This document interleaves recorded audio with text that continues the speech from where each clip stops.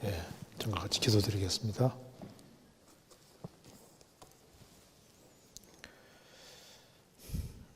자비로우신 우리 아버지 하나님, 이 시간 주 성령께서 함께 해주시고 또 도와주시기를 간절히 기도드립니다. 또 말씀 앞에 나온 모든 사람들 일일이 함께 해주시고 주의 크신 은혜와 사랑으로 함께 주옵소서.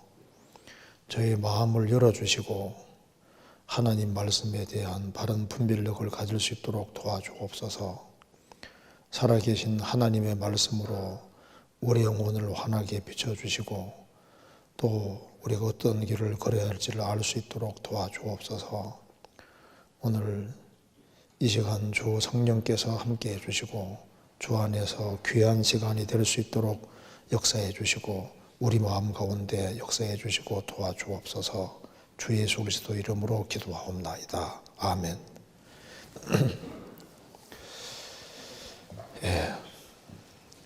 제가 먼저 좀 질문을 읽어보겠습니다.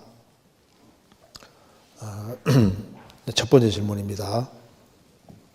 제가 먼저 질문 읽고 좀 말씀을 드려보겠습니다.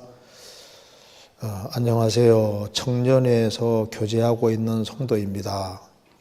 야고보서 1장 21절, 잠언 3장 3절, 베드로서 1장 12절 등의 말씀을 보았을 때 암송하는 것이 정말 중요한 것으로 압니다. 또한 젊을 때 암송을 열심히 하는 것이 지혜인 줄 압니다.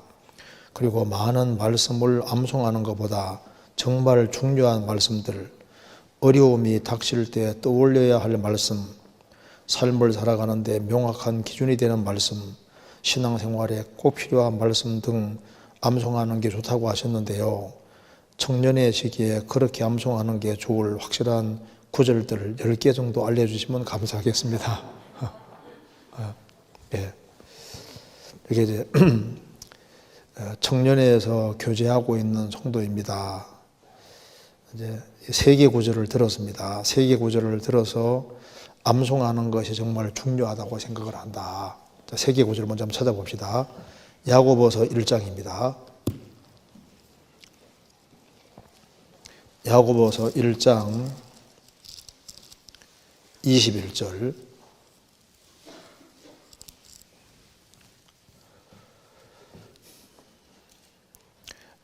그러므로 모든 더러운 것과 넘치는 악을 내어버리고 능히 너희 영혼을 구원할 바 마음에 심긴 도를 온유함으로 받아라. 여기에 능히 너희 영혼을 구원할 바 마음에 심긴 도 되죠. 그러니까 여기에 영혼을 구원할 바 마음에 심긴 도가 뭘까요? 복음. 마음에 심기워진 도를 온유함으로 받으라. 그러니까 이제 구원받을 때 이 복음이 영혼 속에 딱 심겨지는 거예요. 그 심기워진 도를 온유함 받으라. 마음에 딱 심겨지면은 이제 그 복음이 심겨지면서 성령이 그 사람 속에 들어오시기 때문에 이제 심겨지는 건 위로부터 주님이 이제 심으시는 거기 때문에 이게 빠져나오질 않는 겁니다. 그래서 아무리 이제 흔들어 놔도 구원을 받은 사람은 구원이 빠져나가질 않아요. 흔들어서 빠져나가면 처음부터 구원이 아닙니다. 마음에 심긴 도를, 이건 이제 복음의 도를 말하는 겁니다. 복음의 도는 성령의 도우심으로 이게 심겨지기 때문에 빠져나갈 수가 없어요. 근데 이제 복음 외에 다른 말씀들은 우리가 열심히 많이 듣지만은 잘 심어놔도 이게 빠져나가는 일이 또 있거든요. 주 안에 거해야 된다. 그게 마음에 다 처음에 심겨졌는데 세월이 흘러가면서 그게 빠져나가 버려서 그냥 교회를 떠나는 사람도 있지 않습니까? 심겨진 것처럼 보였는데 이게 잘 심겨지지 아니하면은 흔들어 놓으면 빠져나갈 수가 있는 거라. 그러니까 복음이 빠져나가면은 처음부터 구원이 아니죠. 복음 제외하고 다른 것은 빠져나갈 가능성이 있으니까 잘 심는 게 좀 중요합니다. 그래서 이게 마음의 심긴도를 이 구절을 보니까 암송이 중요하다. 물론 이건 마음의 심긴도는 복음 말하기 때문에 이건 암송과는 관계가 없는데 이제 구원받고 난 다음에도 구원에 관한 구절들을 많이 암송하는 것도 물론 필요하잖아요. 여기 마음의 심긴도라 했으니까 한번 찾아봅시다. 먼저 여기에 전도서 12장을 보세요. 전도서 12장 11절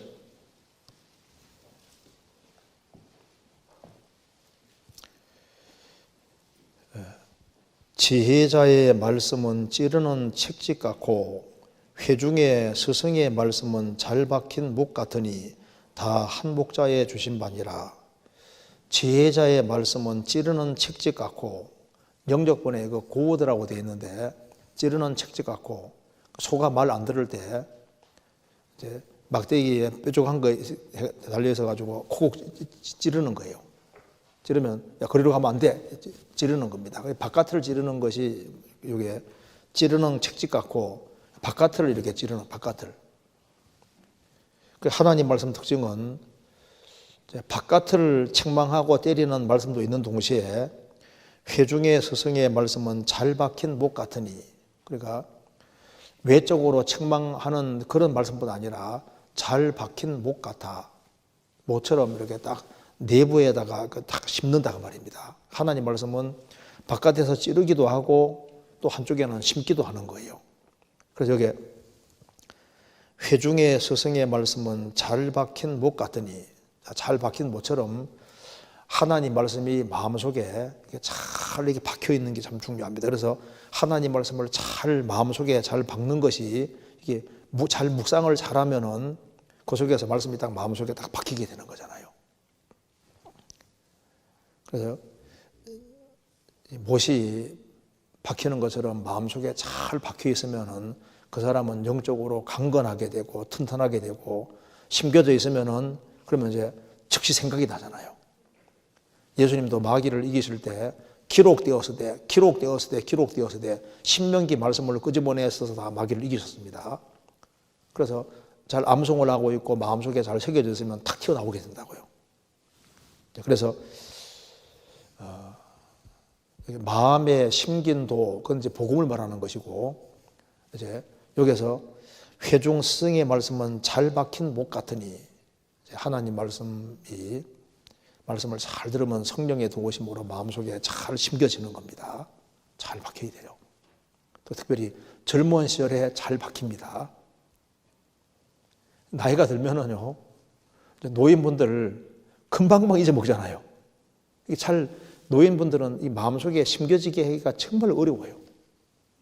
복음 들어도 금방 까먹어버리고, 금방 잊어먹어버리고, 조금만 흔들어도 그냥 없어져 버리고. 그러니까 젊을 때 구원을 받고 젊을 때 많이 마음에 새기는 게 좀 중요합니다. 그래서 회중 지혜자의 말씀은 찌르는 책짓 같은 특징도 있고 잘 박힌 목 같은 특징도 있는 거예요. 또 잠언 3장 찾겠습니다. 3장. 잠언 3장 3절. 인자와 진리로 내게서 떠나지 않게 하고 그것을 내 목에 매며 내 마음판에 새기라. 마음판에 새기라. 십계명이 돌판에 새겨진 것처럼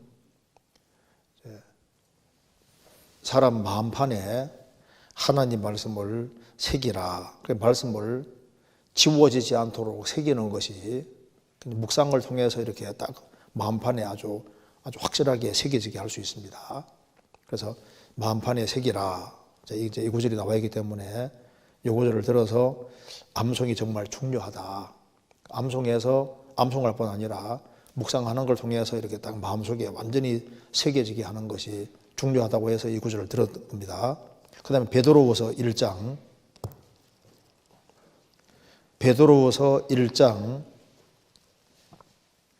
12절. 이러므로 너희가 이것을 알고 이미 있는 진리에 서서나 내가 항상 너희로 생각하게 하려 하노라. 베드로후서를 받는 사람은 이 말씀대로 너희가 이것을 알고 이미 있는 진리에 서서나, 이미 알고 있는 내용을 다시 확실하게 알려주는 겁니다. 모르기 때문에 알려주는 게 아니라 이미 알고 있는 것을 반복적으로 또 알려주고 있는 거예요. 그래서 앞에 말한 내용을 알고 이미 있는 진리에 서서나, 진리에 이미 서 있는 사람입니다. 그런데 항상 너희로 생각하게 하려 하노라. 베드로 사도가 이걸 강조하는 이유가 예수님 말씀하셨잖아요. 닭 2번 울기 전에 너가 3번 나를 부인할 거라 들었지 않습니까? 들었는데 3번 부인하고 나니까 생각이 났잖아요. 그 예수님 말씀을 마음판에 새기고 이걸 아주 깊게 생각을 하고 있어야 되는데 시험 받을 때 생각을 못하고 잊어버렸던 거예요. 그러니까 이제 베드로 사도는 이게 항상 생각하는 게 얼마나 중요한지를 절실하게 느끼기 때문에 알았다 할지라도, 이미 진리에 섰다 할지라도 항상 생각나야 되는 거니까 아주 완전히 철저하게 새겨야 될 것을 얘기를 하고 있는 겁니다. 내가 항상 너희로 생각하게 하노라. 항상. 그래서 이제 이런 3가지 구절을 들어서 이런 말씀들을 보았을 때 암송하는 것이 정말 중요하다고 생각을 한다. 그리고 암송할 뿐 아니라 마음판에 새기고 묵상을 하면은 이제 더 깊게 들어갈 수 있습니다. 그래서 그러니까 성경 읽을 때도 하루에 몇 장씩 읽고 난 이후에 그 한 장 중에 한 부분을, 묵상은 몇 장 읽고 난 다음에 그 중에 한 장이나 한 장 중에 한 부분을 또 읽고 또 읽고 반복적으로 계속 읽으면 묵상이 되는 거예요. 성경 그냥 주르륵 읽고 넘어가면 그 묵상 아닙니다. 이제 그림들이 많이 있는 전시회에 갔는데 그림들이 아주 굉장히 많은데 수백 점이 있는데 그냥 쭉쭉 보고 넘기면은 그건 묵상이 될 수 없는 거예요. 묵상은 쭉 둘러보는 가운데 하나 탁 택해서 한 그림 앞에서 그걸 또 보고 또 보고 이렇게 보고 저렇게 보고 이렇게 해서 그 하나를 계속적으로 충분한 시간 내에서 들여다볼 때 그게 묵상이 되는 거예요. 성경 읽는데 왜 재미를 못 느끼냐 하면 그냥 쭉쭉 이렇게 읽고 나가니까 난 몇 장 읽었다. 근데 남는 게 별로 없잖아요. 남는 게 되려면은 그 중에 한 부분 택해서 또 읽고 또 읽고 또 읽고 또 읽고 반복해서 읽어보고 또 정리도 해보고 그게 반복이 되면은 그 한 부분이 뚜렷이 마음속에 딱 들어오게 되고 그 마음판에 딱 새겨지게 되는 겁니다. 그래서 젊을 때 암송을 열심히 하는 게 참 지혜인 줄 안다. 그렇죠. 자, 그래서 그 다음에 그리고 이제 많은 말씀을 암송하는 것보다 정말 중요한 말씀을 암송하는 게 좋다. 그렇죠.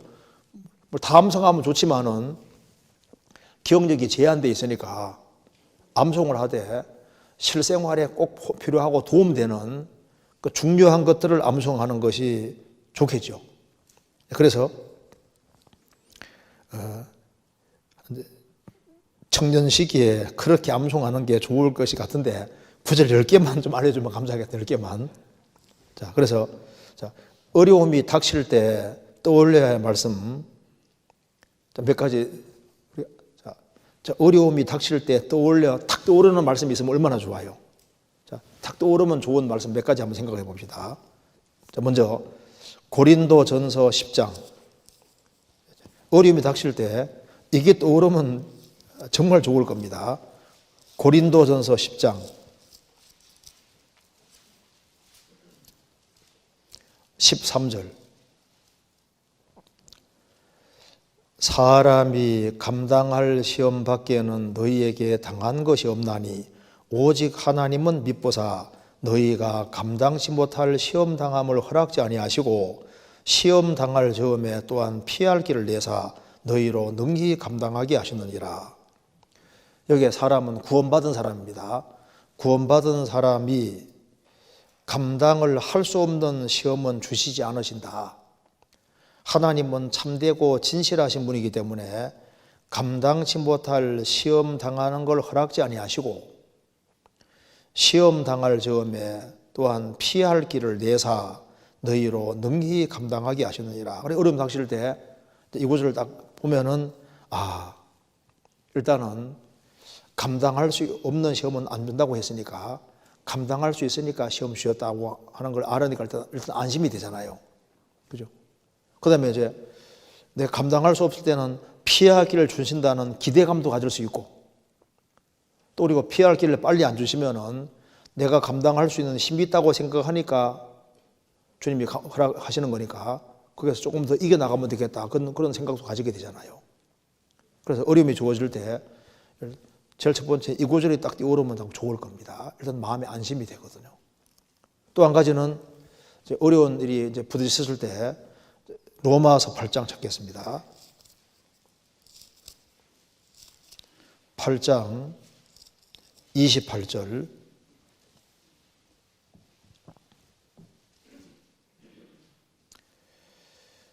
우리가 알거니와 하나님을 사랑하는 자 곧 그 뜻대로 부르심을 입은 자들에게는 모든 것이 합력하여 선을 이루느니라. 우리가 알거니와 확신입니다. 하나님을 사랑하는 사람 곧 그 뜻대로 부르심을 입은 자들, 주님 뜻대로 부르심을 입고 주님 뜻 가운데 살아가는 사람은 모든 것입니다. 그러니까 어려운 일이 딱 닥칠 때 모든 것 요 속에 집어넣으면 되잖아요. 모든 것이 합력하여 함께 어우러져서 선을 이루느니라. 그래서 어떤 어려움 같은 것이 올 때 이것이 선으로 이루어지는 과정 속에 있다는 것을 믿을 수가 있는 거라고요. 그래서 모든 것이 합력하여 선을 이루느니라. 이걸 알기 때문에 범사를 감사함으로 받을 수가 있는 거잖아요. 그죠? 이거 틀림없이 이렇게 될 수밖에 없습니다. 왜? 하나님의 배후에 계시니까. 그래서 내게 일생 동안 부딪히는 이 모든 일들은 하나님의 보이지 않는 선을 이루는 과정 속에서 있는 겁니다. 과정 속에서. 그리고 이게 딱 맞는 것이 요셉 같은 경우 맞잖아요. 10명의 형들에게 팔린 것도 요 속에 들어가고 가정 총무일을 한 것도 들어가고 보디발의 유혹을 이겨가지고 억울하게 감옥 속에 들어간 것도 여기 모든 것 속에 포함되고 그리고 결국은 총리가 되지 않습니까?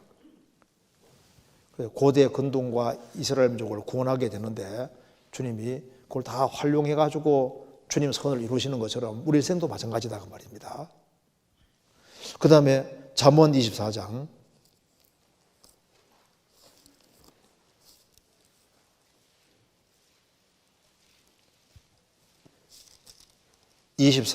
10절 어려움이 닥칠 때 이런 구절이 탁 떠오르면 좋습니다. 10절에 내가 만일 환난 날에 낙담하면 내 힘의 미약함을 보임이라. 환난 날이 주어졌다고 해서 낙담하면은 내 힘의 미약함 보임이라. 환난 날에 낙담을 하지 말아야 되는 거예요. 이런 걸 딱 떠오르면 환난 날에 하나님이 계신 낙담하면 안 되지. 용기를 가질 수 있게 되잖아요. 그리고 이제 삶의 어떤 어려움 같은 것이 다가올 때 참 이런 구절이 큰 도움이 될 수 있습니다. 시편 37편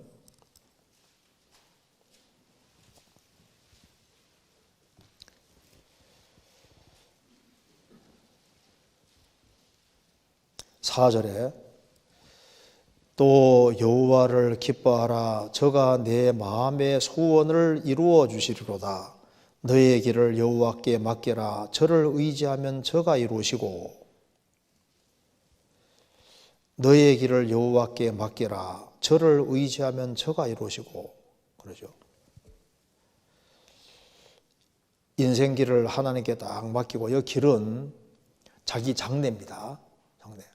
너의 행사를 맡기란 말은 하는 사업, 하는 일을 맡기라는 얘기고 너의 길을 맡기라는 건 너 장래를 다 맡기라고. 너의 장래를 여호와께 맡기라. 저를 의지하면 저가 이루시고 이런 말씀이 떠오르면 좋을 겁니다. 그래서 삶이 어려울 때 떠올려야 될 말씀들, 이런 구절들이 좀 좋은 구절에 속하고, 또 삶을 살아가는데 명확한 기준이 되는 말씀들 뭐 얼마든지 있죠.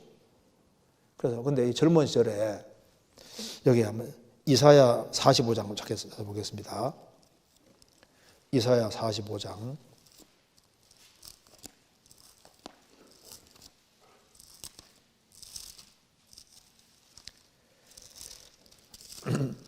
45장 19절.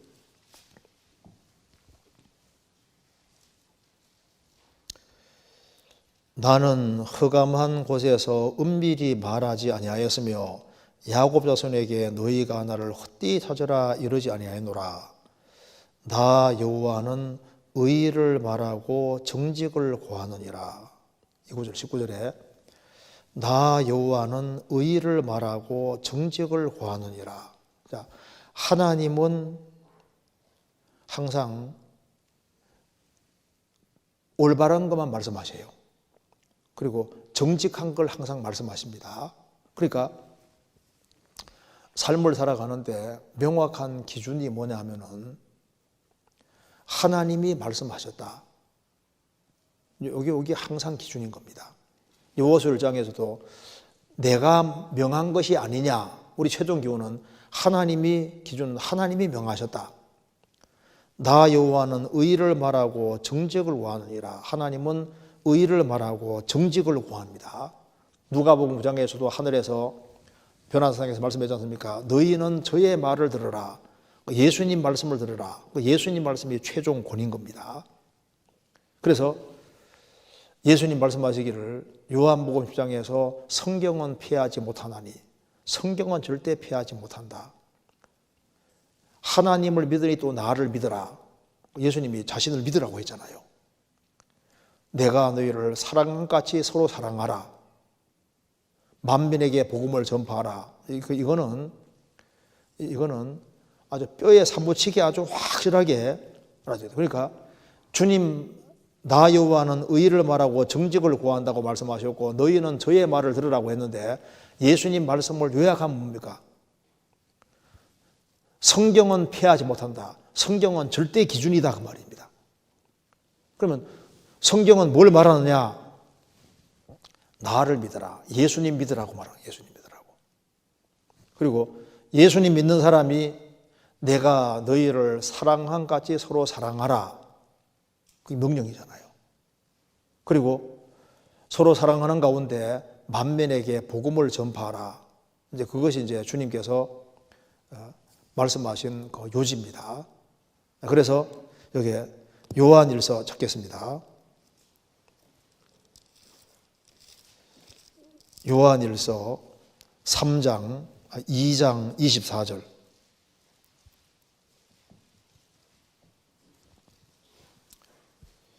제가 읽겠습니다. 너희는 처음부터 들은 것을 너희 안에 거하게 하라. 처음부터 들은 것이 너희 안에 거하면 너희가 아들이 안과 아버지 안에 거하리라. 자, 너희는 처음부터 들은 것을 너희 안에 거하게 하라. 그러니까 새로운 것을 많이 아는 것보다 처음부터 들은 것을 너희 안에 거하게 하라. 그리고 청년 시절에 요 구절하고 그 다음 중요한 구절이 28절. 자녀들아 이제 그 안에 거하라. 이는 주께서 나타내신 바 되면 그의 강림하실 때 우리로 담대함을 얻어 그 앞에서 부끄럽지 않게 하려 함이니라. 처음부터 들은 것을 너희 안에 거하게 하고 그 다음에 주님 재림하시는 그날까지 주 안에 거하라. 구원받은 무리 가운데 거하라. 구원받은 무리 가운데 거하면은 다 주 안에서 다 귀한 일꾼으로 주님 만들어 가십니다. 제가 구원받을 때 청년들이 꽤 있었는데 한 절반 정도가 사라졌거든요. 근데 한 절반 정도가 남았는데 남은 사람들은 거의 전도자들입니다. 그리고 거의 전도자들이고 거의 교회 안에서 다 이제 귀하게 다 쓰임받고 있잖아요. 그래서 교회 안에서 주님이 사람을 만들어 가시는 거예요. 그래서 우리 시대에 새로운 것을 좋아하는 시대가 되고 있는데 새로운 게 중요한 게 아니라 처음부터 들은 것을 너희 안에 거하게 하라. 처음부터 들은 것이 뭡니까? 믿고 구원받고 구원받은 사람이 서로 사랑하라는 걸 들은 거예요. 그러면서 주 안에 꾸준히 거하면 주님께서 인생을 만들어 가시는 겁니다. 그리고 특별히 청년 시절에는 이제 이 혈기가 너무 크기 때문에 자기를 통제하기가 어려워요. 그런데 이 우주에서 정말 힘이 있는 것이 있습니다. 이 힘이 뭐냐면 말씀이거든요. 말씀. 하나님이 이 말씀으로 우주 만물을 창조하셨으니까 이 말씀이 이 우주 만물은 능력에 말씀이 딱 붙잡혀 있는 거예요. 우리가 구원받을 때도 죄와 헐며 죽었던 영혼을 살릴 때 하나님이 복음 말씀으로 딱 살리지 않습니까? 그러니까 죄와 허물로 죽었던 영혼을 살리는 것도 말씀으로 살렸으니까 말씀의 능력이 있는 거라고. 그러면 이 타락한 시대에 세상으로 달려가지 않고 이제 주님께 붙잡혀 살아가는 방법은 아주 간단한 겁니다.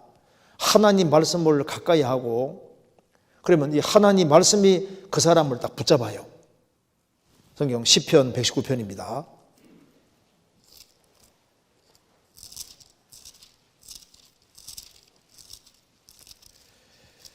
시편 119편 9절 청년이 무엇으로 그 행실을 깨끗게 하리이까 주의 말씀을 따라 삼갈 것이니이다. 11절 내가 주께 범죄치 아니하려 하여 주의 말씀을 내 마음에 두었나이다. 청년이 무엇으로 그 행실을 깨끗게 하리이까 방법은 간단하다고 말입니다.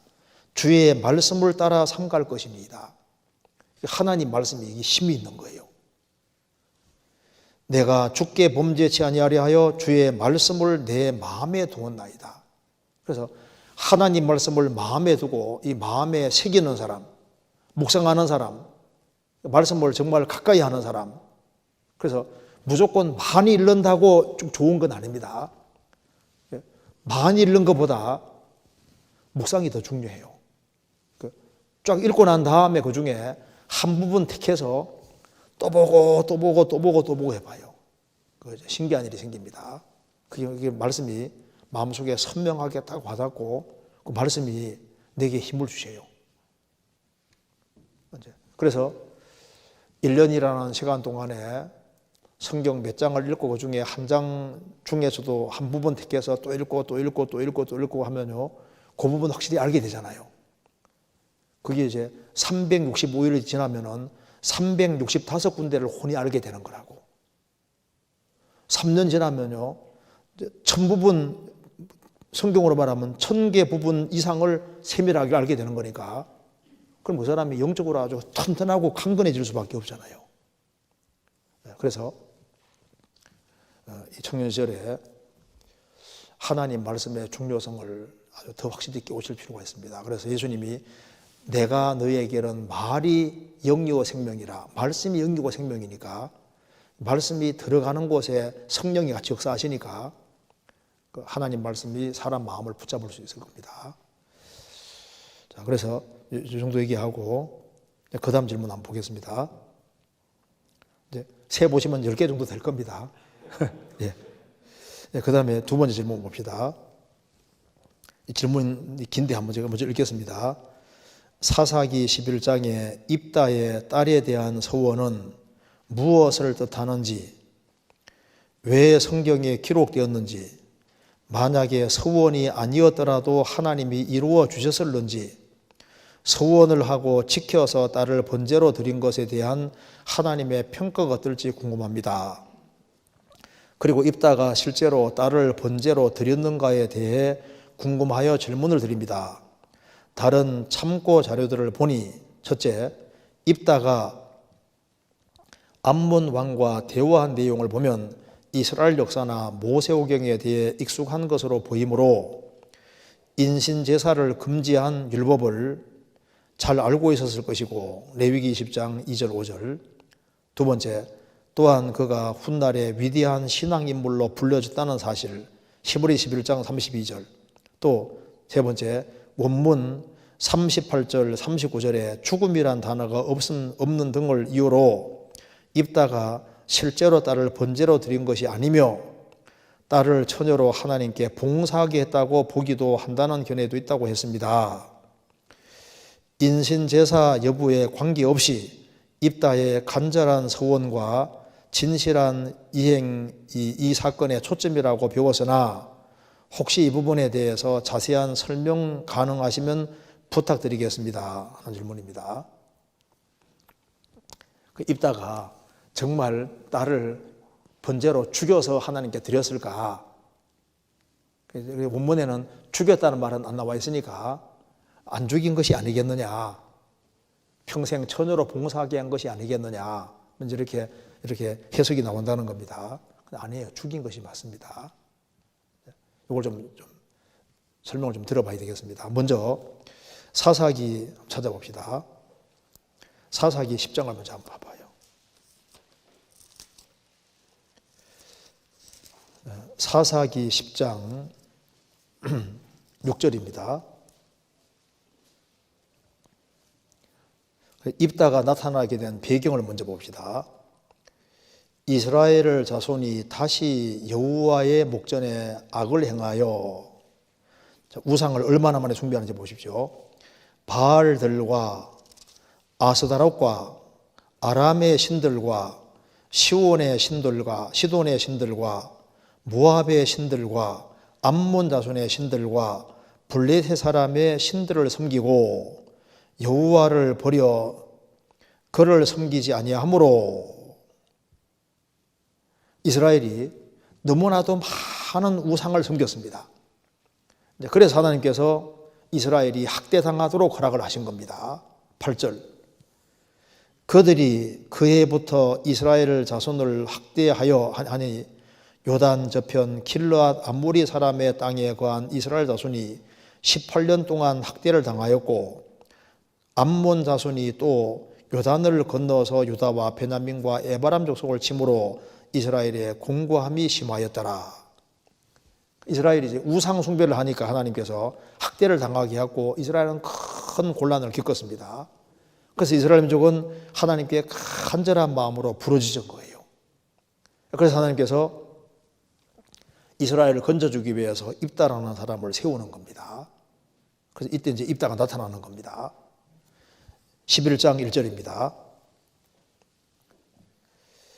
길르앗 사람 큰 용사 입다는 기생이 길르앗에게서 낳은 아들이었고 길르앗의 아내도 아들들을 낳았더라.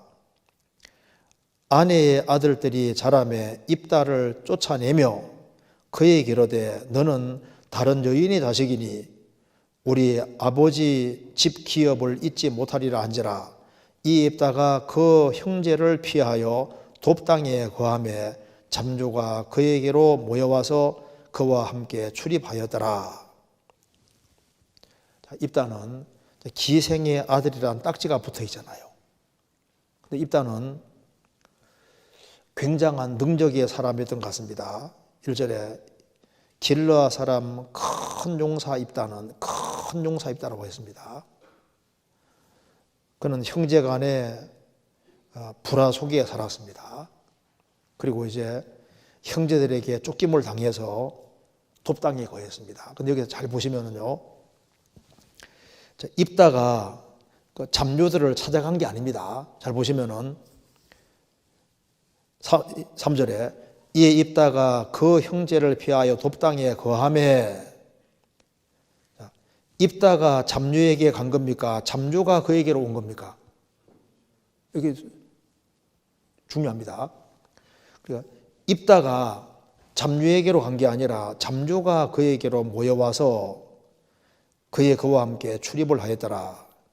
그러니까 입다는 불우한 환경 속에서 태어나고 자라지만은 그는 정말 바르게 행하려고 노력했던 사람이 맞는 거예요. 여기도 잡류라고 해가지고 꼭 나쁜 사람만 가르치는 게 아니라 이 당시에 여기 입다처럼 아주 사람들에게 따돌림을 받고 불우한 환경과 어려움 속에 있는 사람들이 있는데 그런 사람들이 이제 입다에게 많이 합류한 것을 볼 수가 있습니다. 그런데 그가 잡류들을 찾아간 게 아닙니다. 그리고 그가 근본적으로 문제 있는 사람이라면 장로들이 찾아왔을 리도 없는 거예요. 중요한 문제가 터지니까 장로들이 입다를 찾아오잖아요. 그 입다에 대해서 많은 얘기를 들었을 겁니다. 그래서 성경을 읽어보면 입다가 하나님 앞에 정말 바르게 하려고 노력했던 사람이 맞아요. 사사기의 특징이 뭔지 아시죠? 사사기는 낮은 자, 자기 부족을 아는 사람을 통해서 하나님이 일하심을 보여주고 있지 않습니까? 사사기에 하나님 앞에 쓰임받은 사사들이 하나같이 어떤 사람들입니까? 자신의 연약함을 알고 자기 부족을 알고 자신을 낮춘 사람이고 하나님을 하는 확실한 믿음 있는 사람을 들어가지고 주님 일을 하시는 거예요. 히브리 11장에도 입다를 가리켜서 믿음의 사람으로 얘기하면서 입다를 들고 있습니다. 그잖아요. 그래서 이제 이 사사기 읽어보면은 입다가 얘기를 할 때마다 항상 여호와 하나님을 이제 거론을 합니다. 그에게는 하나님은 생생한 실제였던 거예요. 그게 11장 9절에 보겠습니다. 여기 입다가 길르아 장로들에게 이르되 너희가 나를 데리고 본향으로 돌아가서 암몬 자손과 싸우게 할 때 만일 여호와께서 그들을 내게 붙이시면 내가 과연 너희 머리가 되겠느냐. 만일 여호와께서 그들을 내게 붙이시면, 자, 여호와란 말을 집어넣고 있죠. 여호와께서 나를 붙이시면, 사사기 11장 27절을 보시겠습니다.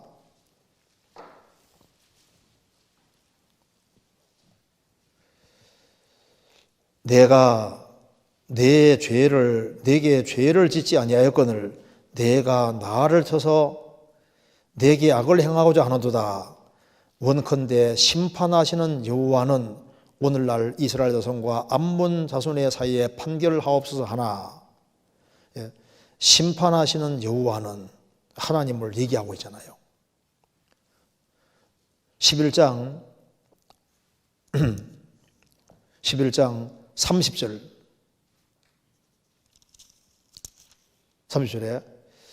그가 여호와께 서원하여 가로되 주께서 과연 암몬 자손을 내 손에 붙이시면, 그 다음에 35절 입다가 이를 보고 자기 옷을 찢으며 가로되 슬퍼다 내 딸이여 너는 나로 참담케 하는 자요 너는 나를 괴롭게 하는 중에 하나로다. 내가 여호와를 향하여 입을 열었으니 능히 돌이키지 못하리라. 그러니까 하나님을 아주 심각하게 받아들이는 사람입니다. 그렇죠? 그러니까 입다는 그냥 뭐 껄렁껄렁하게 했지 않습니까? 그냥 이렇게 나쁜 짓을 하고 돌아가는 그런 사람이 아니었던 거예요. 그에게 하나님은 실제였던 겁니다. 그는 하나님을 향한 확실한 믿음을 가지고 있던 사람인 거예요. 그래서 자신이 나중에도 자기 있지 않습니까? 그 가족 식구들을, 이복 형제들을 보복하고 하는 데 사용하지 않았잖아요. 그 입다는 훌륭한 사람입니다. 그리고 여기 이제 입다가 훌륭한 사람이라는 증거가 있어요. 여기에 사사기 11장 11절을 보시겠습니다.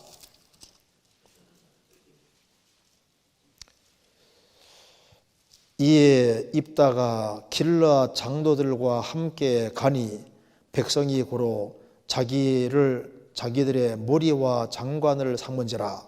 입다가 미스바에서 자기의 말을 다 여호와 앞에 고하니라. 자기의 말을 다 여호와께 고했다. 뭘 얘기했을까요? 전쟁하러 가기 전에 자기의 일을 다 여호와 앞에 고하니라.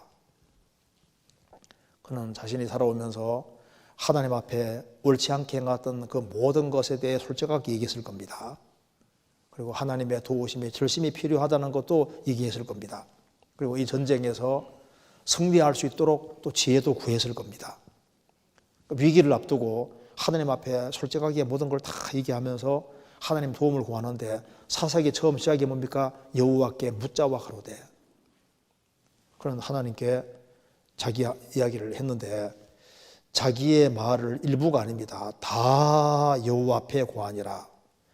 다 고했다는 건 무슨 말입니까? 그는 하나님 앞에 감추지 않았던 거예요. 그는 정직하게 다 얘기를 했습니다. 자기 속마음을 솔직하게 다 얘기하고 다 터놓고 얘기를 하는 거예요. 그러니까 이 말이 참 중요하잖아요. 입다는 자기 말을 다 고하니라. 여기에서 볼 수 있는 것은 입다가 이 사건 때만 기도한 게 아니고 이 사건 전에도 이복 형제들 속에 있을 때에도 하나님의 도움을 끊임없이 구했을 겁니다. 입다는 입을 여는 자라는 뜻이잖아요. 그는 입을 계속 열었고 이제 이런 아주 절체절명의 위기 속에서도 자기 말을 다 여호와께 고하니라. 그래서 이제 입다가 이제 전쟁을 할 때 암몬 사람하고 전쟁할 때도 먼저 대화로 풀려고 했습니다. 대화로 풀려서 안 되기 때문에 결국은 전쟁을 하게 되잖아요. 전쟁에서 대성을 하게 되는 겁니다. 자, 이 입다에게 여호와의 신이 임했어요. 11장 29절 보시겠습니다.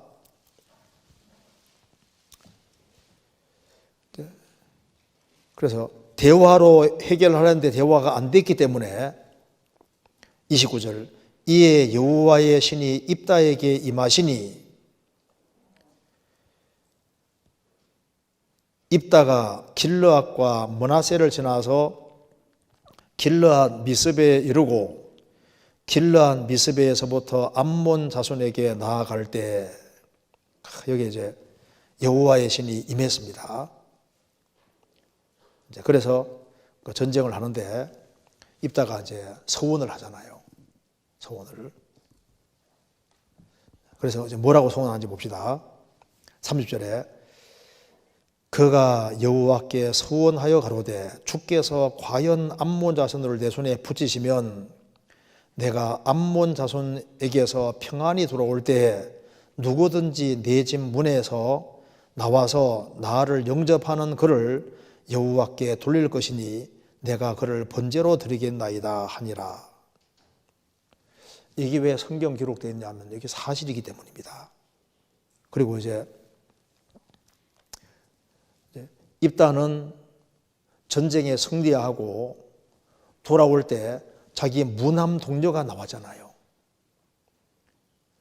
그래서 이제 이 서원을 했는데 이 서원을 돌이킬 수가 없으니까 35절에 입다가 이를 보고 자기 옷을 찢으며 가로되 슬프다 내 딸이여 너는 나로 참담케 하는 자요 너는 나를 괴롭게 하는 자 중에 하나로다. 내가 여호와를 향하여 입을 열었으니 능히 돌이키지 못하리로다. 자, 입다가 질문 내용은 만약에 서원이 아니었더라도 하나님이 이루어 주실런지. 사사시대도 그렇고 그전 시대 때도 이런 서원 안 하고도 하나님 도우심을 받을 수 있잖아요. 그렇잖아요. 꼭 이런 서원을 했기 때문에 하나님이 전쟁에 승리하는 게 아닙니다. 그러니까 서원이 아니었더라도 하나님이 이루어 주실지. 그렇죠. 서원 안 해도 도움받은 사람이 항상 있어 왔잖아요. 그래서 그 질문 내용이 서원을 하고 지켜서 딸을 번제로 드린 것에 대한 하나님 평가가 어떠는지 궁금합니다. 이 서원이 하나님이 원하시는 서원은 분명히 아닙니다. 사사기가 뭘 밝히고 있습니까? 자기 소견에 옳은 대로 행하였더라. 그는 하나님께 다 구하고 했지만 또 자기 소견에 옳은 대로 행하였더라. 그러니까 이제 이건 하나님이 원하시는 서원은 아닙니다.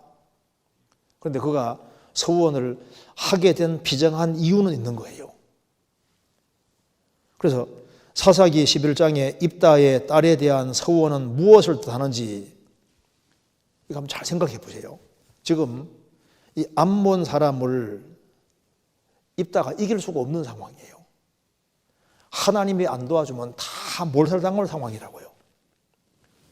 그래서 이제 입다는 이 전쟁을 앞두고 생각했을 때 이거는 뭐 하나님이 안 도와주면 우리는 다 죽을 상황이니까 차라리 우리 집안 식구 중에 하나가 죽고 이스라엘 민족 전체가 살게 되는 그 길을 바랐던 거예요.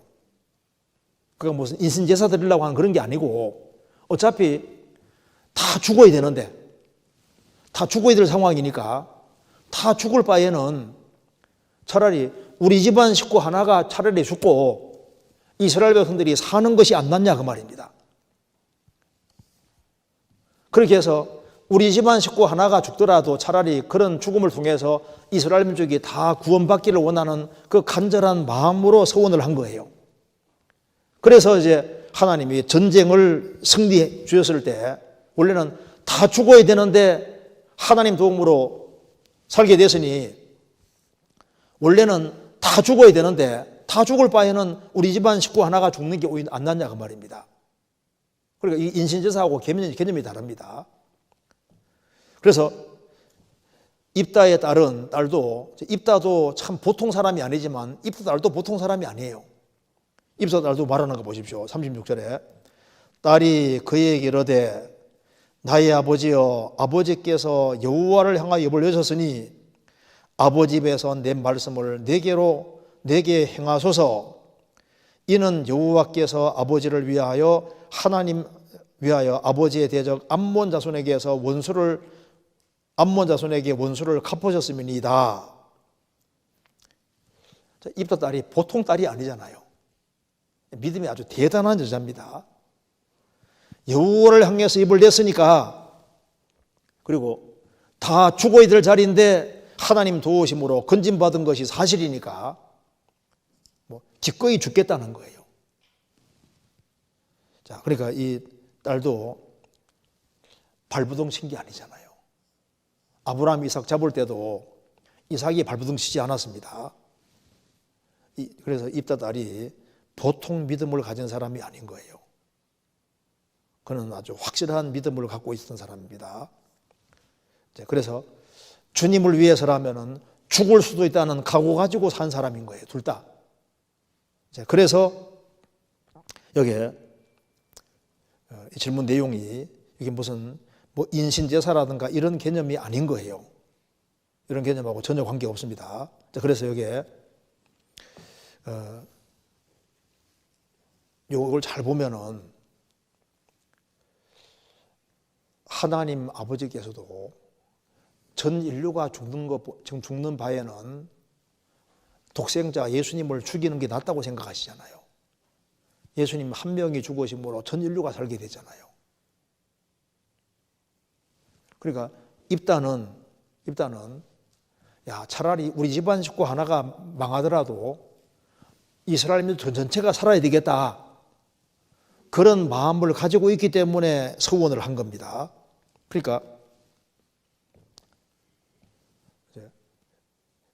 이런 서원이 주님께서 원하시는 서원은 아닐지라도 그는 아주 비정한 상황 속에서 이렇게 하고 그는 확실한 믿음으로 행했기 때문에 입다가 믿음의 사람으로 나오잖아요. 그래서 지금 여기에 처녀로 안 죽었냐 죽었느냐, 죽은 것이 맞아요. 그래서 여기 보면은 39절에 2달 만에 그 아비에게로 돌아온지라 아비가 그 서원한 대로 딸에게 행하니 딸이 남자를 알지 못하고 죽으니라. 이후부터 이스라엘 가운데 규례가 되어 이스라엘 여자들이 해마다 가서 길르앗 사람 입다의 딸을 위하여 나흘씩 애곡하니라. 죽지도 않았는데 왜 애곡해요? 죽은 것이 맞습니다. 그래서 여기에 입다가 서원한 것을 그대로 지킨 걸 우리가 볼 수가 있습니다. 좀 이해되시죠? 인신제사 개념 그런 개념하고는 달라요. 그렇게 이해하면 되겠습니다. 그 다음 질문 보겠습니다. 이것도 질문도 깁니다. 제가 읽겠습니다. 요한복음 20장에 나온 보이지 않고 믿는 믿음과 관련해서 질문이 있습니다. 도마처럼 표면적 혹은 물리적인 경험의 도움으로 믿는 사람이 있는 반면 상대적으로 순수하게 받아들이고 믿는 사람도 있을 것 같습니다. 또 어떤 설교 중에서 만약 지옥을 몇 번만이라도 체험하면 더욱 열정적으로 복음을 위해 복음을 전하는 삶을 살게 될 것이라고 말씀하신 것도 기억이 났는데요. 이 말도 비슷한 맥락으로 생각하면 주님께서 이미 말씀하신 지옥에 대한 말씀들을 순수하게 믿고 반응하면 마치 지옥을 경험한 사람처럼 복음을 열정적으로 전하는 사람도 있을 것이라고 생각했습니다. 특히 히브리 11장에서 믿음은 보이지 않는 것을 보게 하는 효과를 가져온다고 배웠는데요. 순수한 믿음이 있다면 마치 물리적인 경험을 한 사람처럼 주님 말씀에 진실되게 반응할 수 있을 것 같습니다. 물론 어떻게든 믿음 있는 자가 되면 감사하겠지만 주님의 말씀에 순수하게 반응할 수 있는 믿음을 갖기 위해서는 어떤 구체적인 방법이 있을지 궁금합니다. 좀 좋은 질문이잖아요. 먼저 요한복음 20장에 나온 보지 않고 믿는 믿음에 관련된 질문이 있습니다. 한번 찾아봅시다. 요한복음 20장입니다.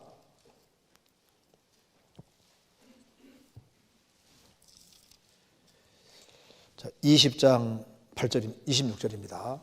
자, 예수님이 죽으시고 부활하셨는데 10명의 제자들은 그걸 봤는데 그때 마침 도마가 없었어요. 예수님 부활했다니까 도마는 말합니다. 나는 경험주의자이기 때문에 나는 예수님 못자국에 내 손을 넣어보고 옆구리는 창자국 크게 났으니까 손을 넣어볼 때까지 안 믿겠다고 버티고 있잖아요. 8일 후에 주님 나타나셨습니다. 26절. 8회를 지나서 제자들이 다시 집 안에 있을 때 도마도 함께 있고 문들이 닫혔는데 예수께서 오사 가운데 서서 가라사대 너에게 평강이 있을지어다 하시고 도마에게 이르시되 내 손가락을 이리 내밀어 내 손을 보고 내 손을 내밀어 내 옆구리에 넣어보라. 그리하고 믿음 없는 자가 되지 말고 믿는 자가 되라. 도마가 대답하여 가로되 나의 주시며 나의 하나님이시니이다. 예수께서 가라사대 너는 나를 본고로 믿느냐? 보지 못하고 믿는 자들은 복되도다 하시니라. 도마는 안 보고는 못 믿겠다고 하니까 예수님께서 만져보고 확인해보고 또 믿는 자가 되라. 도마가 말했습니다. 나의 주시며 나의 하나님이시니이다. 너는 나를 본고로 믿느냐? 보지 못하고 믿는 자들은 복되도다. 보지 못하고 믿는 사람은 더 복이 있지만은 나는 안 보고는 못 믿겠다. 보고라도 믿어야 될 거 아니에요. 근데 이제 이걸 얘기를 하면서 도마처럼 표면적 혹은 물리적인 경험의 도움으로 믿는 사람 믿는 반면 상대적으로 순수하게 받아들이고 믿는 사람도 있을 것 같습니다. 그렇죠? 우리는 지금 보지 못하고 믿는 사람들입니다. 예수님 부활하는 걸 지금 보지 못했잖아요. 보지 못했지만 말씀을 통해서 보고 믿는 사람이잖아요. 그래서 사람마다 믿음이 차이가 있습니다. 혈뇨증 앓던 여인은 예수님 옷자락만 만져도 구원 얻겠다 그랬죠? 옷자락 만진 것도 고침받았잖아요. 전도 집회에 다 들어야 구원 받는 게 아니고 어떤 사람은 그냥 다 안 듣고 그냥 끝에 이틀 듣고도 구원 받는 사람도 있잖아요. 어떤 사람 막 몇 달 동안 상담해도 구원 안 되는 사람이 있는가? 어떤 사람 뭐 하루 상담해서 구원 받는 사람도 있거든. 그 사람마다 믿은 정도가 차이 나기 때문에 어떤 사람은 증거를 많이 봐도 못 믿는 사람이고 어떤 사람은 증거를 한두 개 봐도 믿는 사람이잖아요. 그 차이가 있는 겁니다. 또 어떤 설교 중에 만약 지옥을 몇 분만이라도 체험하면 더욱 열정적으로 복음 전하는 삶을 살게 될 것이라는 말씀하신 것도 기억이 났습니다. 구세군 창시자 윌리엄 부스가 실제로 설교를 많이 듣는 것보다 그냥 지옥을 한번 경험하고 오면은요 다 전도자가 될 거라고. 한번 보면 실감 날 거 아니에요. 그래서 이 말도 비슷한 맥락으로 생각하면 주님께서 이미 말씀하신 지옥에 대한 말씀들을 순수하게 믿고 반응하면 마치 지옥을 경험한 사람처럼 열정적으로 복음 전할 수 있다. 그렇죠. 왜? 안 봤지만은 볼 것처럼 증거하는 것이 믿음이잖아요. 믿음의 증거해 봅시다. 히브리 11장 히브리서 11장 1절입니다.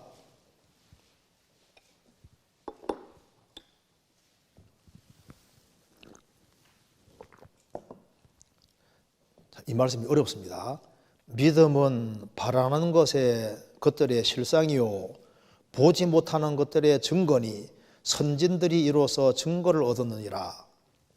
말이 좀 어렵죠. 믿음은 바라고 소망하는 것이 실체로 있는 것을 있다고 그대로 받아들이는 게 믿음이고, 보지 못하는 것들이 있지만은 안 보여도 마치 본 것처럼 증거하고 얘기할 수 있으면 믿음이다 그 말입니다. 우리가 천국을 안 봤지만은 천국이 있다고 그대로 믿고 그대로 얘기를 하면요 믿음이거든. 지옥을 안 봤지만은 지옥을 본 것처럼 그대로 받아들이고 믿고 얘기를 하면 그게 믿음에 속하는 거라고. 그래서 믿음은 우리가 바라는 것들이 허상이 아니라 진짜 있다 그 말입니다. 우리 영혼이 있다는 걸 그대로 받아들이잖아요. 하나님이 계시고 천국 지옥이 있는 걸 그대로 받아들이고 있습니다. 그리고 안 봤지만은 본 것처럼 얘기할 수 있는 게 믿음인 거예요. 우리가 7년 혼란을 안 봤지만은 혼란이 오는 것을 미리 증거할 수 있잖아요. 노아는 세계대 홍수를 보지 못했지만은 홍수가 온다고 그대로 증거할 수 있습니다. 믿음이니까. 우리는 예수님 죽으시고 부활하는 걸 못 봤지만은 예수님은 성경대로 죽고 부활했다고 확실하게 증거할 수 있습니다. 그 믿음이거든요. 그래서 여기에 히브리 11장에서 믿음은 보이지 않는 것을 보게 하는 효과를 가져온다는 걸 배웠는데요. 순수한 믿음이 있다면 마치 물리적인 경험을 한 사람처럼, 그러니까 지옥에 직접 안 가봐서도 정말 순수한 믿음이 있다면 지옥 가본 것처럼 그대로 믿고 얘기할 수 있다 그 말입니다. 이거 좀 좋은 얘기지 않습니까?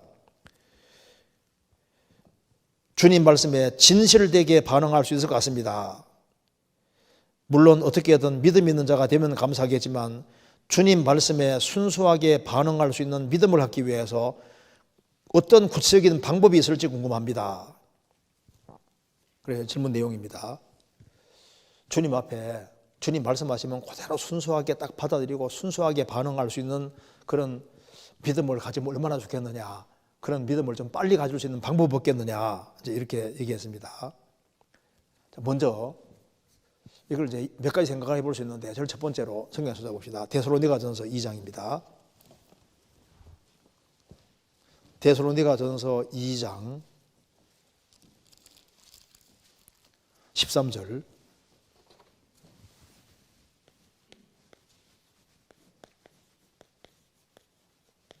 자, 하나님을 크게 생각할 때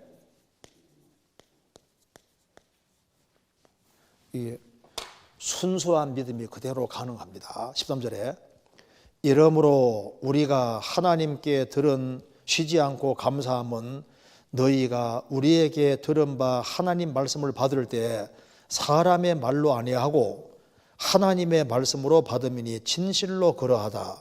이 말씀이 또한 너희 믿는 자 속에 역사하느니라. 그러니까 하나님을 크게 생각할 때, 하나님 권위를 그대로 인정할 때 하나님 말씀하시면은 그대로 딱 받아들이게 된다고. 그래서 순수한 믿음이 되는 방법이 하나님을 아주 크게 생각하고 하나님 말씀을 크게 생각하는 사람은 그대로 받아들이게 되는 거예요. 그런데 하나님을 작게 생각하면은 하나님 말씀하신 것을 심각하게 안 받아들이니까 그대로 안 받아들이게 된다고요.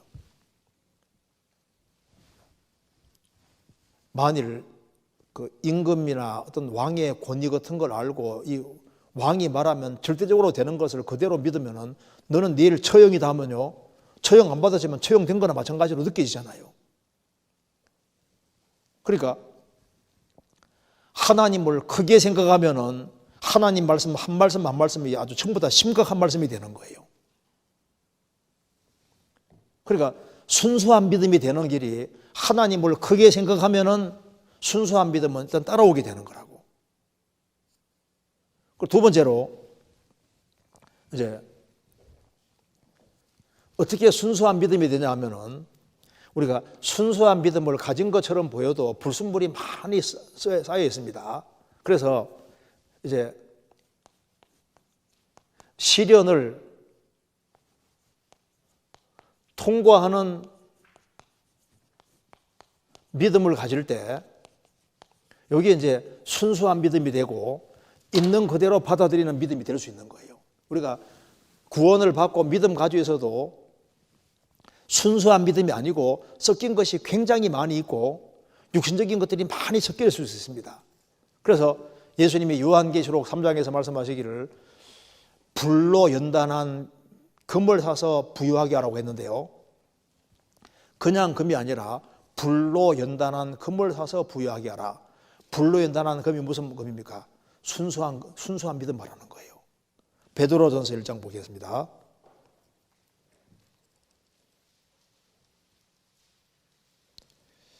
베드로전서 1장 7절. 너희 믿음의 시련이 불로 연단하여도 없어질 금보다 더 귀하여 예수 그리스도 나타나실 때 칭찬과 영광과 존귀를 얻게 하려 함이니라. 자, 믿음의 시련이 참 중요하다는 겁니다. 그래서 이 믿음을 금으로 표현을 하면서 금이 순금이 되려면은 불 속에서 연단을 받아야 돼요. 불 속에 한 번 들어가고 두 번 들어가고 세 번 들어가고 자꾸 들어갔다 나오면은 불 속에 들어갔다 나오고 얻어맞고 또 불 속에 들어갔다 나오고 이게 반복되면은 불순물이 다 떨어져서 순수한 금이 되지 않습니까? 근데 그 순수한 금이 돼도 그 금은 결국은 없어질 금이다 그 말입니다. 그런데 이 금보다 훨씬 더 귀한 것이 믿음이기 때문에 순수한 믿음을 갖는다는 건 무엇보다 중요한데 어떻게 순수한 믿음을 갖게 되느냐? 그럼 믿음의 시련. 불같은 시련을 자꾸 통과하면은 그 통과하는 그 속에서 그 사람이 점점 더 순수한 믿음이 되고 말씀을 있는 그대로 받아들이게 되는 겁니다. 그래서 구원받아도 11월 생활 안 하는 사람들도 꽤 될 수 있거든요. 나는 주님 위해서 목숨은 바치겠지만 11조 생활은 못하겠다. 그러니까 성경에 나와 있는 말씀 중에서 자기 마음에 드는 것은 받아들이고 마음에 안 드는 것은 안 받아들이고 자기 주관들이 많이 있는데 그게 이제 성경에 딱 나와 있으면 순수하게 딱딱 받아들이면 좋은데 섞인 것이 많이 있고 이기적인 동기들이 많이 섞여 있는 거예요. 이게 이제 불 속에 들어가는 것처럼 금이 불 속에 들어가는 것처럼 시련을 자꾸 통과하면은 시간 지나면 지나갈수록 야 무조건 말씀이 무조건 100% 맞다는 걸 점점 더 깨닫게 되는 거라고.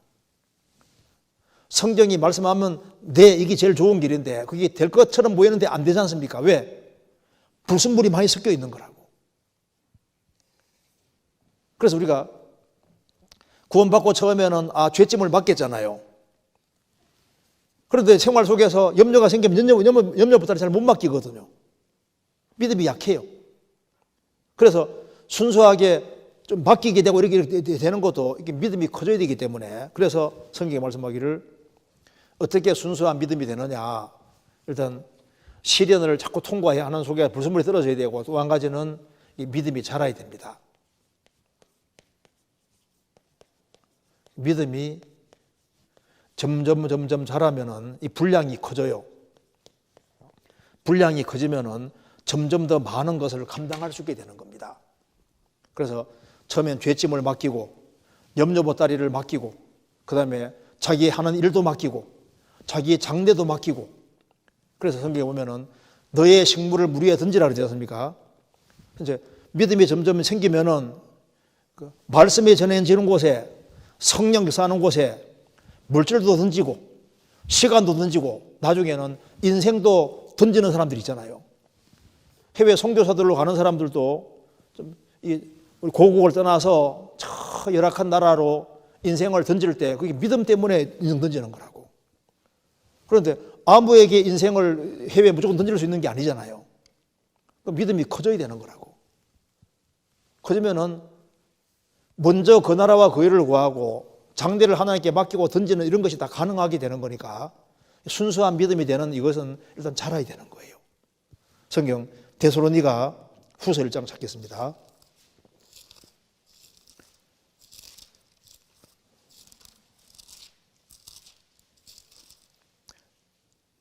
데살로니가후서 1장 3절. 형제들아, 우리가 너희를 위하여 항상 하나님께 감사할지니 이것이 당연하면 너희 믿음이 더욱 자라고 너희가 다 각기 서로 사랑함이 풍성하며 너희 믿음이 더욱 자라고. 참 믿음은 신비해요. 믿음은 자랍니다. 그래서 모세가 이스라엘을 출애굽을 인도할 때 그때 여호수아는 청년이잖아요. 청년인데 모세 가까이에서 있으면서 점점 믿음이 커지고 분량이 커지니까 가나안 땅 정복할 때는 여호수아가 그런 굳건한 믿음으로 가나안 땅 정복에 앞장서서 하지 않습니까? 믿음의 분량이 커지는 겁니다. 목회하는 것도 마찬가지인 거예요. 처음부터 전도자라고 해서 처음부터 당장 큰 교회 맡을 수 있는 게 아닙니다. 그리고 이제 평상시에는 목회를 오래 한 사람하고 얼마 안 한 사람 사이 없는 것처럼 보이죠. 중요한 문제 빵 터지면은 수습하는 게 달라요. 분량 차이가 있을 수밖에 없는 거라고요. 그러니까 믿음이 자라야 됩니다. 그래서 점점 순수한 믿음이 되어질수록 성경을 그대로 받아들이게 되고 그리고 그대로 심각하게 받아들이게 되고 그래서 하나님 말씀을 심각하게 그대로 받아들일수록 그 사람에게 축복이 되는 거예요. 그렇지 않습니까? 그렇게 이해하면 되겠습니다. 그 다음 좀 넘어가 보겠습니다. 그 다음 질문 제가 읽어도 하나같이 질문이 길어요. 또 읽어보겠습니다. 사무엘하 12장에 보면 나단 선지자가 다윗의 범죄를 책망하는 내용이 나옵니다. 사무엘하 12장 13절 다윗이 나단에게 이르되 내가 여호와께 죄를 범하였노라 하매 나단이 다윗에게 대답하되 여호와께서도 당신의 죄를 사하셨으니 당신이 죽지 아니하려니와. 다윗은 지적받은 죄를 시인하고 인정하는데 이어서 곧장 나단 선지자는 하나님께서 다윗의 죄를 사하셨다고 합니다. 이 말씀을 볼 때 다윗이 잘못을 인정하고 돌이키기 전에 이미 용서를 하신 것으로 받아들이는 게 맞는지 아니면 그가 회개하자 즉시 용서하신 것으로 이해하는 것이 맞는지 의문이 들어서 질문드립니다. 이와 관련해서 구원받은 사람은 죄를 이미 용서받았고 구원받은 이후에 죄를 지은 것에 대해서 자백하고 용서를 구하는 것은 아버지와 관계 회복을 위함이라고 배웠는데요. 그런 측면에서 볼 때 다윗에게 여호와께서 당신의 죄를 사하셨나니 하신 이 말씀은 아버지와 아들을 관계 회복적인 의미에서 사하셨다는 말씀인지 궁금합니다 하는 질문입니다. 자, 사무엘상 12장 찾겠습니다.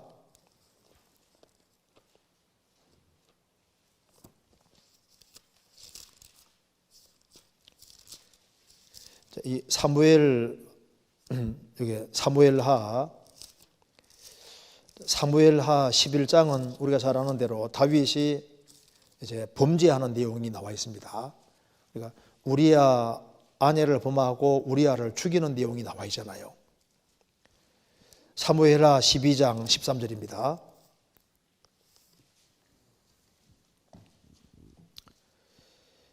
다윗이 나단에게 이르되 내가 여호와께 죄를 범하였노라 하매 나단이 다윗에게 대답하되 여호와께서도 당신의 죄를 사하셨나니 당신이 죽지 아니하리니와 일로 인하여 여호와의 원수로 크게 회방거리를 얻게 하였으니 당신의 낳은 아이가 정령 죽으리다 하고 나단이 자기 집으로 돌아가니라.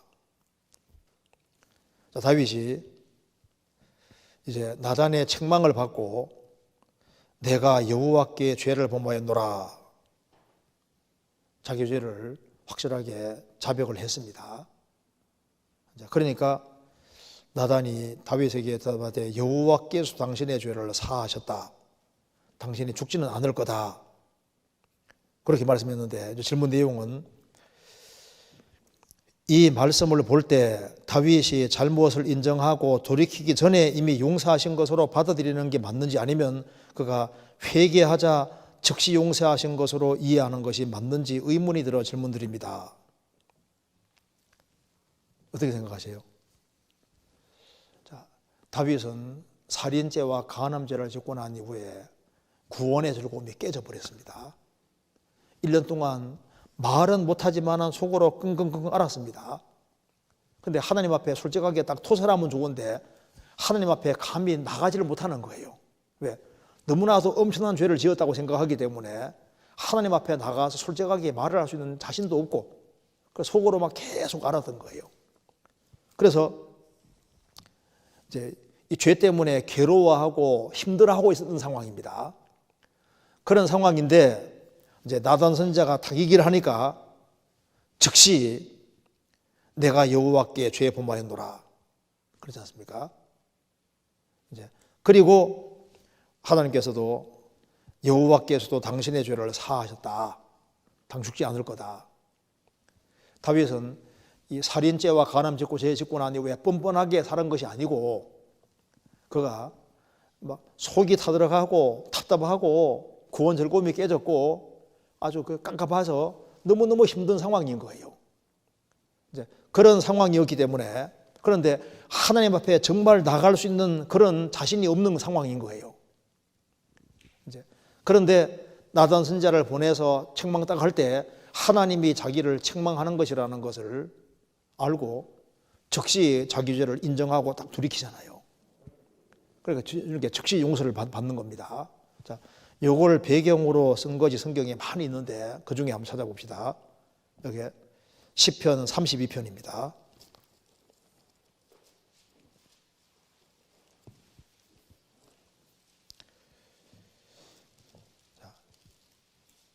정리하자면 일단 다윗이 죄 짓고 난 이후에 이게 한 1년 정도 후에 이제 사건입니다. 1년 정도 지나가지고 나단 선지자가 책망하는 거니까 1년 정도 그 사이에 있으면서 다윗은 굉장한 괴로움을 받은 것은 확실합니다. 그런데 그가 완전히 하나님께 돌이킨 상태는 아니었어요. 그러니까 하나님이 선지자 보내가지고 아주 호되게 지적을 하는 겁니다.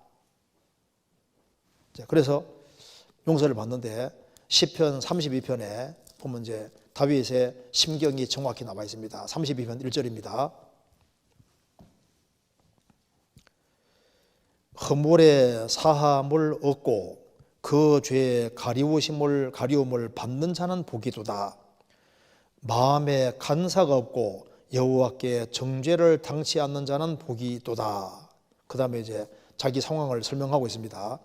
내가 토설치 아니할 때에 종리를 신음함으로 내 뼈가 쇠하였도다. 주의 손이 주야로 나를 누르시오니 내 진액이 화하여 여름 가물에 마름같이 되었나이다. 내가 이르기를 내 허물을 여호와께 자복하리라 하고 주께 내 죄를 아뢰고 내 죄악을 숨기지 아니하였더니 곧 주께서 내 죄악을 사하셨나이다. 그러니까 다윗이 1년 동안 이제 이게 이제 끙끙 앓기만 했는 거예요. 앓으면서 내가 토설치 아니할 때는 총리를 신음함으로 내 뼈가 쇠하이도다. 주님은 계속 누르잖아요. 그러니까 주의 손이 주야로 나를 누르시오니 내 진액이 화하여 여름 가물에 마름같이 되었나이다.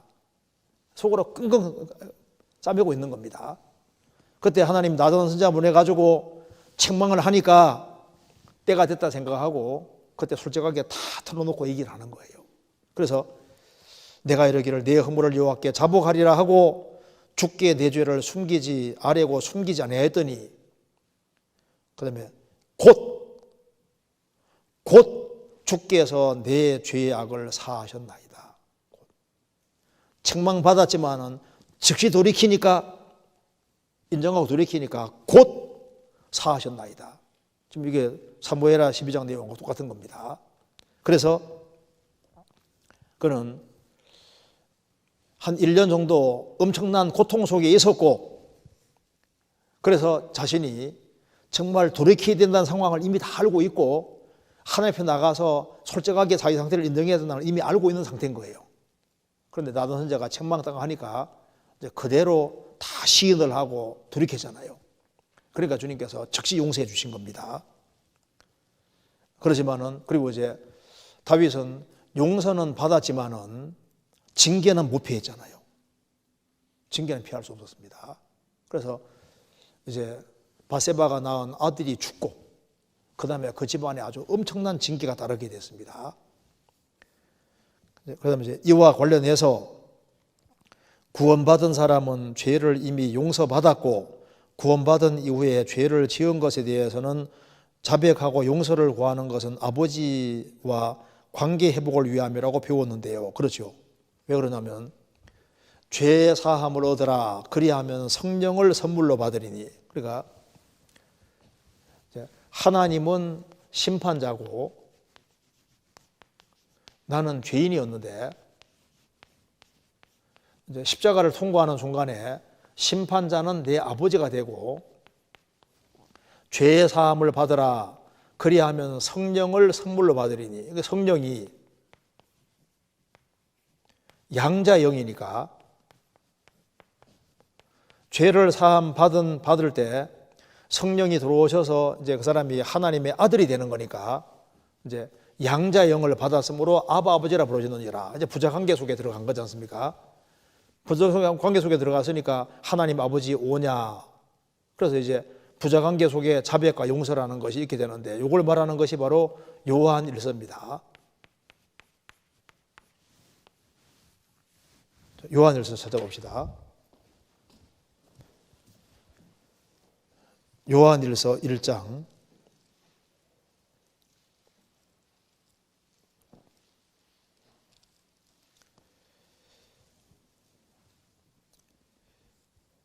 1장 5절입니다. 우리가 저희에게서 듣고 너희에게서 나는 소식이 이것이니 곧 하나님은 빛이시라. 그에게는 어둠이 조금도 없으시니라.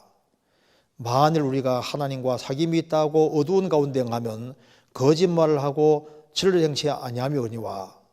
이제 구원받은 이후의 신앙생활은 아버지 아들 간의 친밀한 사귀는 생활인데, 친밀한 사귐이 되기 위해 어떻게 되느냐.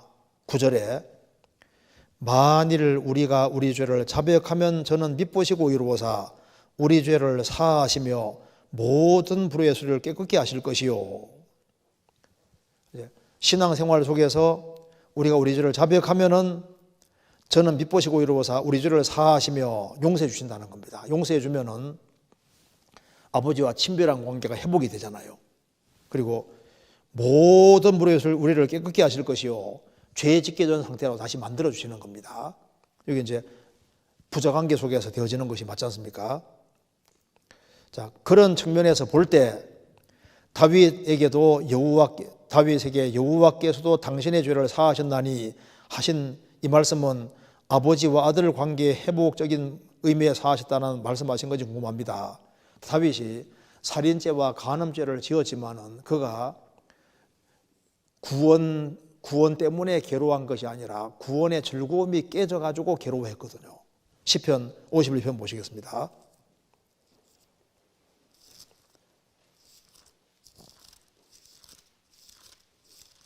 시편 51편 12절입니다.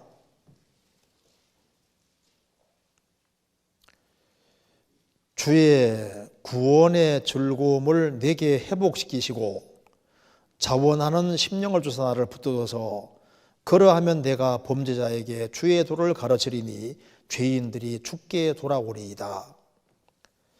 여기 다윗은 13절에서 죄인들 얘기를 하고 있는데, 자기는 비록 죄를 지었지만은 자신을 죄인이라고 얘기를 안 하잖아요. 여기 죄인들이 죽게 돌아오리이다 이렇게 말했는데, 다윗은 지금 살인죄와 간음죄를 짓고 난 이후에 지은 시입니다. 시편 51편이. 그런데 주님이 구원해달라고 한 게 아니라 주의 구원의 즐거움을 내게 회복시키시고 구원의 즐거움이 깨져버린 거예요.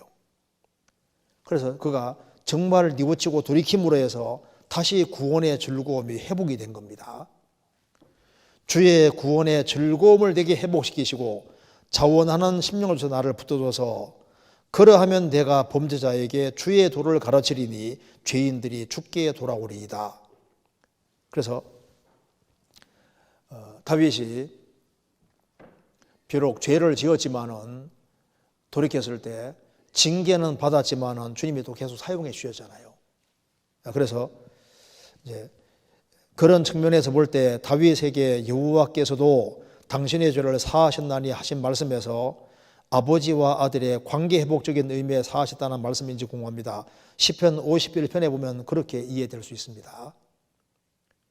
다윗이 구원을 언급한 게 아니라 구원의 즐거움을 회복시켜달라고 얘기를 하고 있는 걸 봐서는 이게 범죄함으로써 구원의 즐거움이 깨졌다는 걸 알 수 있잖아요. 우리 신약시대 도 마찬가지입니다. 구원받은 사람이 큰 죄를 지으면 구원의 즐거움이 깨져버리는 거예요. 그래서 정말 돌이킬 때 또 친밀한 사귐이 되는 겁니다. 그렇잖아요. 그렇게 이해를 할 수 있겠습니다. 그 다음에 넘어가서 마지막으로 간단한 질문 보겠습니다. 역대하 24장 잠깐 찾아봅시다. 역대하 24장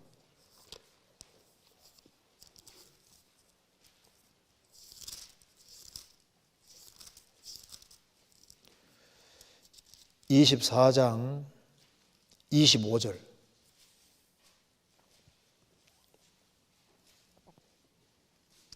제가 읽겠습니다.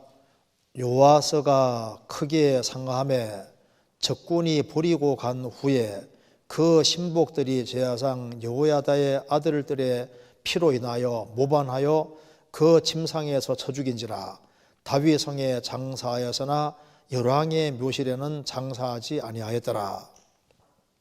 질문 내용은 요아스 왕은 죽어서 다윗 성에 장사되었으나 열왕의 묘실에는 들지 못했습니다. 열왕의 묘실에는 하나님 보시기에 선한 사람만 장사되었습니다. 이것이 우리에게 어떤 교훈을 주는 것인지 궁금합니다. 그래서 이제 구약 시대 때 왕들이 죽었을 때 매장하는 장소가 다 다르잖아요. 그게 뭐냐면은 분명히 영광의 차등이 있을 것을 우리에게 보여주는 겁니다. 그래서 신앙생활을 잘한 사람하고 그렇지 못한 사람하고 이렇게 들어가는 장소가 다 다르거든요. 그걸 한번 몇 군데 찾아봅시다. 자, 먼저 역대하 32장 먼저 보세요. 역대하 32장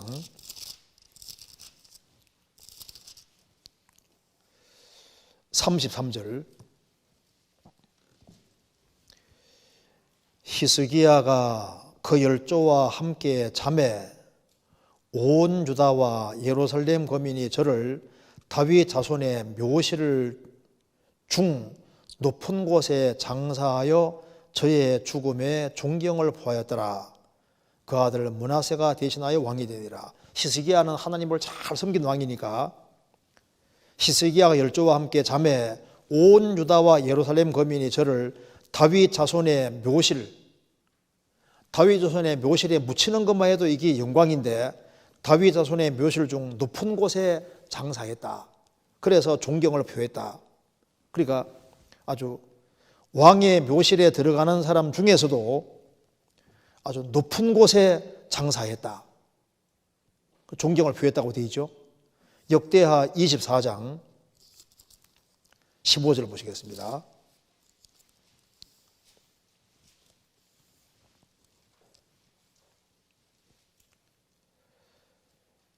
여호야다가 나이 많고 늙어서 죽었으니 죽을 때 130세라.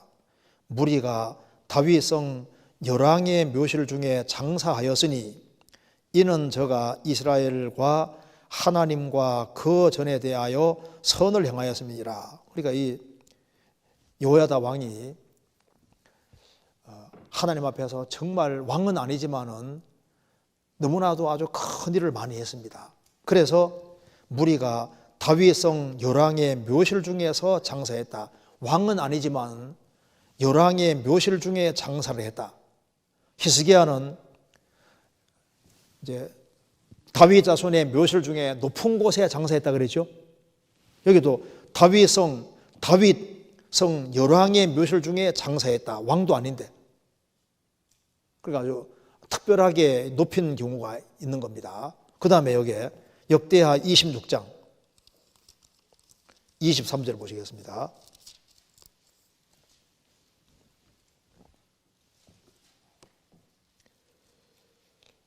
우시야가 그 열조와 함께 자매 저는 문둥이라 하여 열왕의 묘실에 접한 땅 곧 그 열조의 곁에 장사하니라.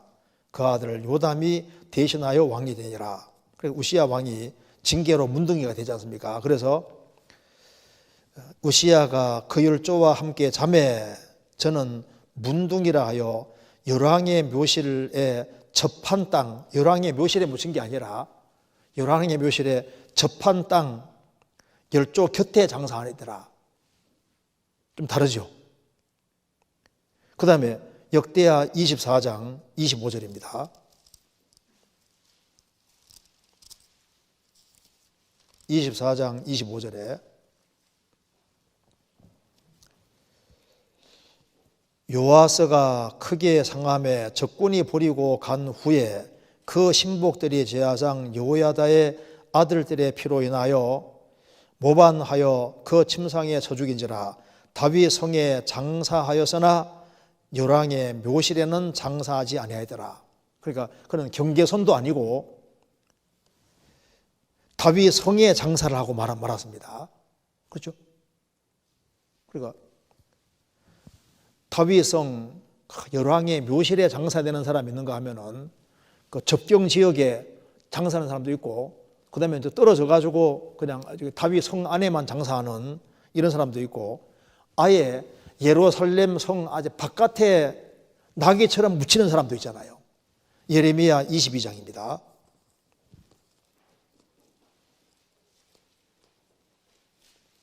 예레미야 22장 18절.